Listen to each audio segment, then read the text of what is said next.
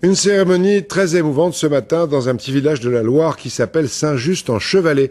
Un village qui porte bien son nom et qui rentre dans le cercle très fermé des villages des Justes. Il y en a une cinquantaine.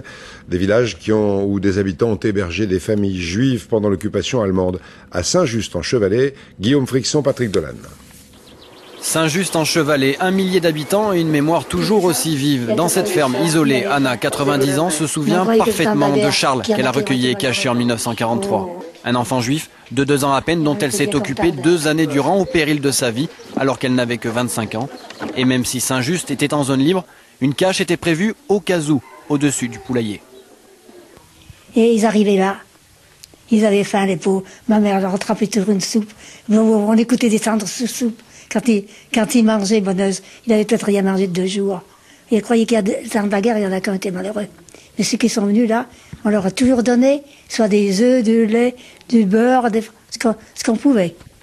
François, lui, est arrivé à 19 ans à Saint-Just-en-Chevalet. À sa descente du train, à Roanne, il est contraint de s'enregistrer en tant que juif auprès de la gendarmerie, qui l'assigne à résidence à Saint-Just. Un village où des logements étaient disponibles et la solidarité exemplaire. Moi qui avais connu la disette à Paris, vous savez que c'était les restrictions, on crevait de faim. J'étais interné à Drancy, où j'ai crevé de faim. Ici, c'était l'abondance.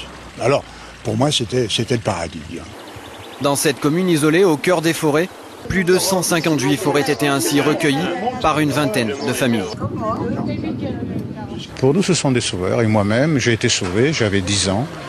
Je ne savais pas trop ce qui se passait, mais pour moi, c'était une époque heureuse, justement, grâce au village d'un peu plus loin, dans le Massif central, où j'ai été sauvé. À Saint-Just-en-Chevalet, 60 ans après, la volonté est toujours la même, que de ce passé, rien ne soit jamais oublié.